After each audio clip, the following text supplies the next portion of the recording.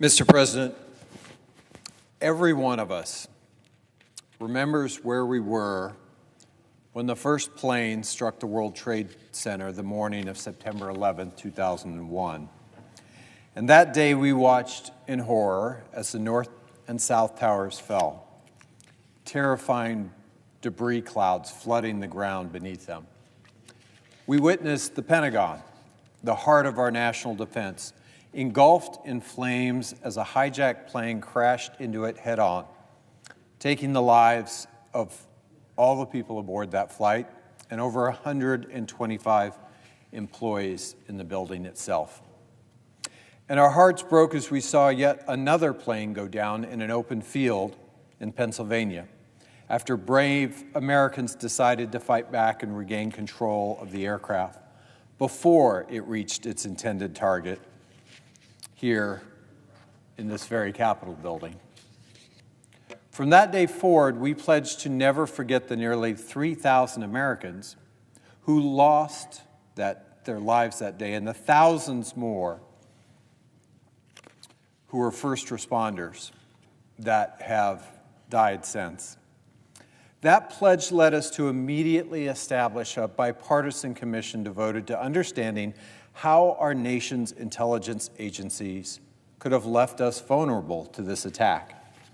And the 9/11 Commission discovered that our intelligence community had received warnings about the dangers posed by al-Qaeda, but that a systemic lack of communication and coordination between intelligence agencies that were effectively stovepiped off from one another had left glaring blind spots at the highest levels of our government. And to fix this, the Commission recommended that our government establish a new cabinet-level position called the Director of National Intelligence, the DNI. And the DNI is specifically dedicated to coordinating all of our intelligence gathering operations that protect the safety and security of the American people. For the last 2 decades, the Director of National Intelligence has played a vital role in every administration as the leader of our intelligence community, overseeing and coordinating 18 of our intelligence agencies. The Director of National Intelligence is also one of the main voices that any president hears from literally each and every day. That's because the DNI serves not only as the coordinator of our intelligence community, but as the compiler and presenter of the President's daily brief. This is the daily, high-level, highly classified briefing on the most pressing and sensitive national security matters. This is where all of our presidents have gathered critical information needed to make incredibly difficult military or foreign policy decisions. And it's where our presidents learn about potential threats from our adversaries, from non-state terrorist organizations, and to think through how to combat those. Put simply, our national security depends on the person that we entrust in that role. In fact, we need to implicitly trust that this person is relying on and providing credible and accurate information so that our country's commander-in-chief can make the decisions that will determine our security as a nation. And as a member of the Senate Select Committee on Intelligence for the last 12 years, I do not say this lightly. I do not believe that Ms. Gabbard has demonstrated the judgment to merit our trust as Director of National Intelligence. Ms. Gabbard's statements and actions leading up to and during the confirmation process should make all of us question her qualifications for this essential national security role. And they should make us seriously question her basic judgment. Time and again, Ms. Gabbard has elevated conspiracy theories, parroted dictators' talking points, and repeatedly undermined our country's national security. Let me give you some specific examples of her statements and her legislative track record.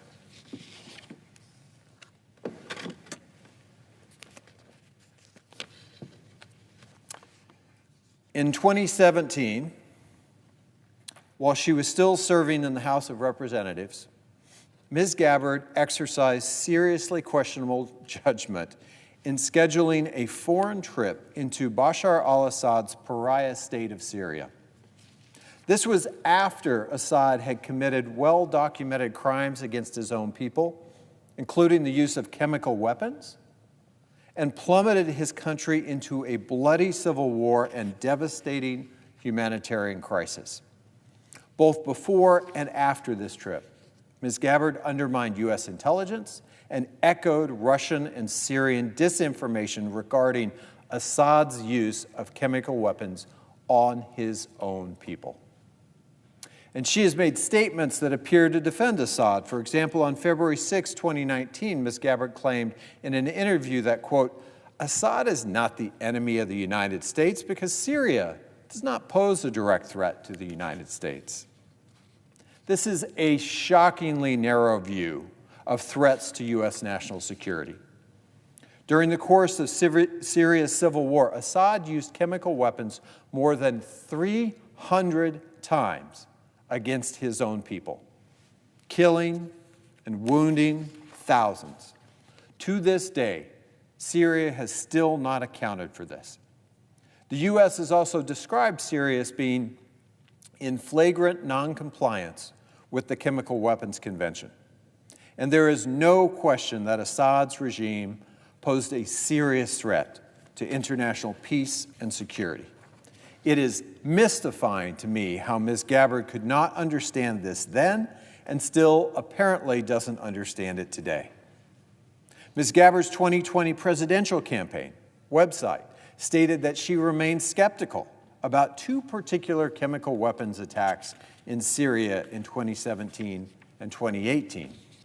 Her website wrongly stated that, quote, both attacks occurred in towns under the control of al-Qaeda-linked opposition forces. Both attacks resulted in multiple civilian casualties, and both were immediately blamed on the Assad government. However, there is evidence to suggest that the attacks may have been staged by opposition forces for the purpose of drawing the United States and the West deeper into the war, end quote. Of course, there never was such evidence. Disturbingly, Ms. Gabbard decided to take the views of a discredited professor who was himself taken in by a Syrian-Australian YouTube influencer, that somehow the opposition forces had staged these chemical weapons attacks. As a member of Congress, she could have taken the time to read the summary of a declassified U.S. intelligence report released the week after the 2017 attack, warning that claims shifting blame to rebel groups reflected the false narratives spread by Syria and its patron state, Russia. Instead of looking into the intelligence community for answers, or to the intelligence community for answers, Gabbard sought out fake intelligence, demonstrating her distrust in the very intelligence agencies that she could soon coordinate and oversee. Her trip to Syria and her visit with Assad himself should be alarming to all of us. Normally, if any member of Congress goes on a foreign fact-finding trip like this, we take precautions to not jeopardize our vital national security interests. We coordinate with the State Department. We coordinate with the Pentagon. We carefully account for our schedules. And we sure as hell make sure we are not giving a platform to state sponsors of terrorism or terrorist leaders. Ms. Gabbard did none of these things on this rogue trip into Assad's Syria. In fact, she sat down for an unscheduled meeting with Assad himself not once, but twice.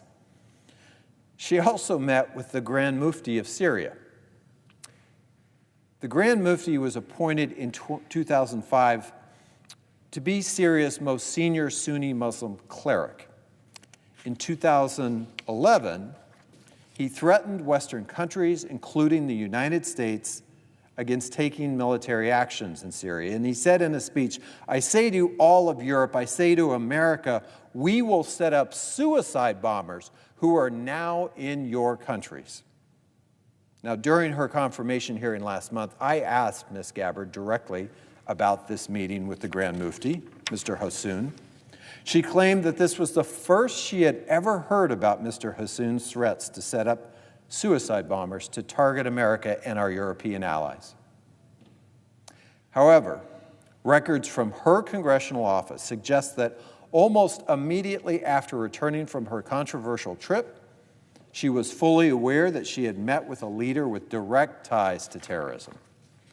According to recent reporting in the Washington Post that helped to unearth these records right after she returned from Syria, Ms. Gabbard and her congressional staff worked feverishly to account for her meetings and official paperwork and to contain the political fallout. In the documents that the Post reviewed, Ms. Gabbard's staff asked her, "Did you know you were meeting with people with direct ties to terrorist organizations?" And her response in those documents, "Is this question reason the Mufti?"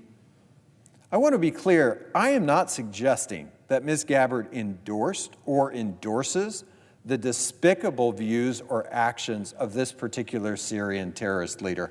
What I am suggesting is that Ms. Gabbard's false denial to me in her confirmation hearing of any prior knowledge of this terrorist leader whom she personally met with should be evidence enough that we cannot trust her. And in the position that we are being asked to confirm her for, telling the whole truth accurately is the whole point.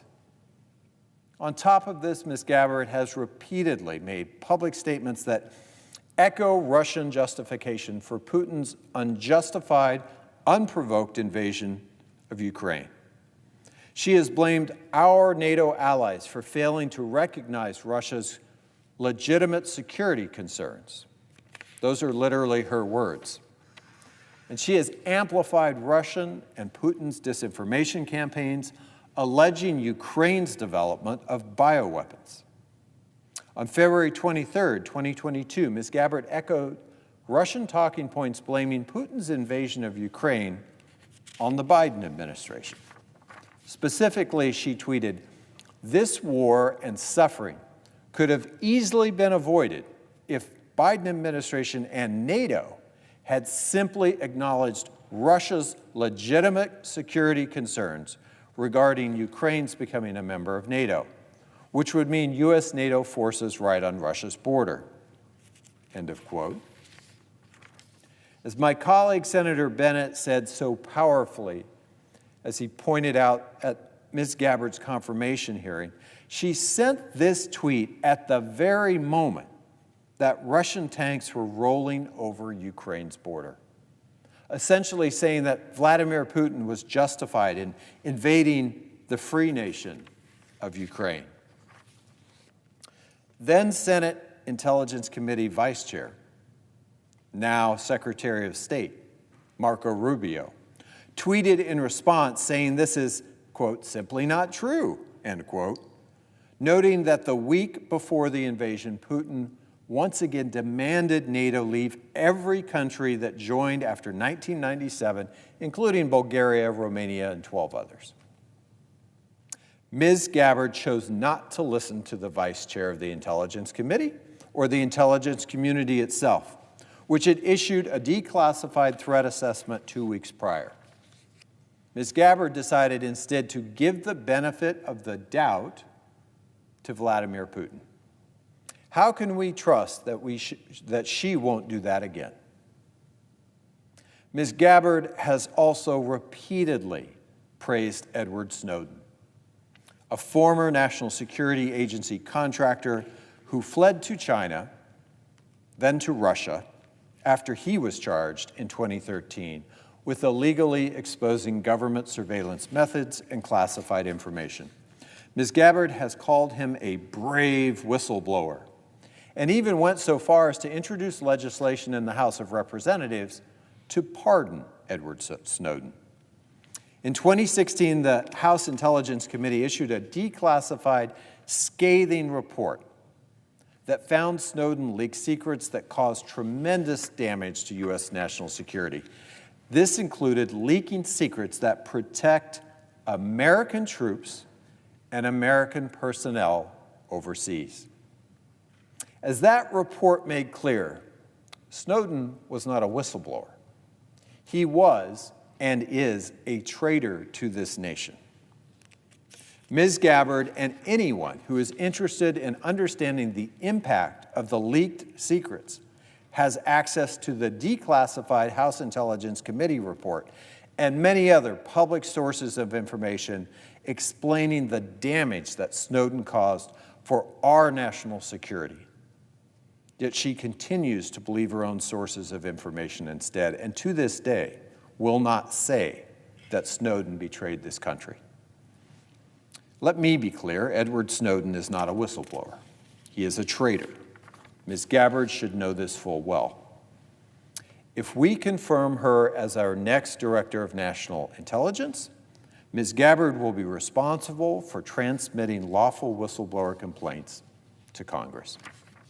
Her past statements on Snowden reveal deficient understanding of our nation's whistleblower laws that should be patently disqualifying for any Director of National Intelligence, much less any national security appointee.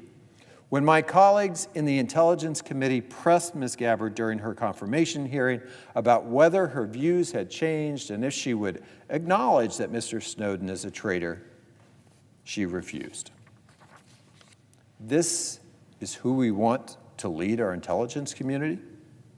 Someone who outright refuses to condemn the actions of someone who jeopardized our national security and put the lives of many members of our intelligence community and national security community at risk. It's hard to believe that we could be so reckless. Finally, Ms. Gabbard has also advocated a full repeal of Section 702 of the Foreign Intelligence Surveillance Act, or FISA. Section 702 is one of our intelligence community's most important tools to effectively fight terrorism, disrupt foreign cyber attacks, impede drug trafficking, and protect U.S. troops serving abroad. Ms. Gabbard introduced a bill in the House that would have completely repealed Section 702. I will be the first to say that there are reforms to Section 702 that we should make to ensure that this law always focuses on the communications of foreign targets abroad and is never inadvertently used in a way that threatens the privacy of innocent Americans. In the past, including just last year, I've worked closely with my colleagues to advance some of these reforms. A wholesale repeal of Section 702, however, is a wildly out of step and dangerous proposal. Do we really want to confirm a Director of National Intelligence who has advocated for the dismantling of such a foundational source of foreign intelligence to protect our national security?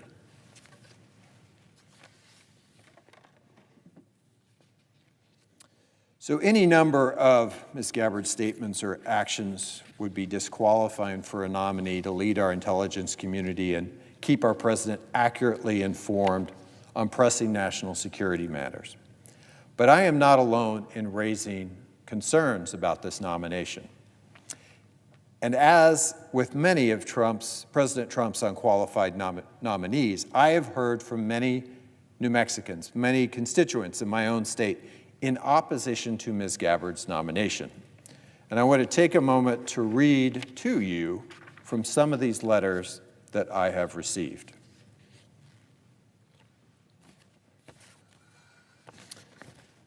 Addie from Mountain Air wrote to me to share her concern about Ms. Gabbard's lack of experience to safeguard our nation. Addie said, running the DNI requires an unwavering commitment to evidence-based decision-making, national security, and independence from political or foreign influence. Tulsi Gabbard has none of that. She is completely unfit for this position. A constituent and former intelligence officer from Santa Fe who wished to remain anonymous is concerned how Ms. Gabbard's background will impact operations critical to defending the United States from foreign threats.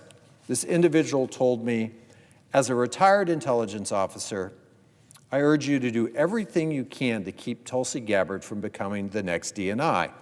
Our allies will be reluctant to share intelligence with her, as will our own intelligence professionals, given her past support for Putin and for other dictators. This is a job that needs to be filled by serious experts in intelligence and national security policy. Katie from Tularosa is troubled by Ms. Gabbard's past association with dictators and tyrants. And Katie wrote to me, Tulsi Gabbard is known to have had sympathies for Russia and has met with Bashar al-Assad, the unrepentant dictator and war criminal. Her appointment threatens U.S. national security. Gary, also from Tularosa, is a retired intelligence officer, and Gary is worried about Ms. Gabbard's lack of national security experience and how it will affect efforts to safeguard the United States. Gary wrote, as a retired U.S. Air Force intelligence officer, I urge you to use all of your influence to block Tulsi Gabbard as the next Director of National Intelligence. She is absolutely unqualified to assume this key position in the intelligence community. To serve our nation, the DNI must have a deep understanding of the strengths and limitations of the broad array of civilian and military intelligence agencies. Only then can the DNI lead effectively and offer unbiased counsel to the President. Tulsi Gabbard has none of these qualifications or experience. Walter from Santa Fe is a veteran who served as an intelligence officer as well. He wrote to me to convey his disgust with President Trump putting an individual of loyalty over national security with his nomination. Walter said, I am appalled at President Trump putting individual loyalty above competency in this appointment. While Ms. Gabbard is a veteran, she lacks experience in the field of national security, and her playing with conspiracy theories, lacking valid documentation, raises serious questions about her judgment. I agree with my constituents in New Mexico. Ms. Gabbard's poor judgment, lack of national security experience make her wholly unqualified to serve as our next Director of National Intelligence. Confirming her to this role will make our nation less safe. And for all of these reasons, I will not be supporting Ms. Gabbard's confirmation. Thank you, Mr. President.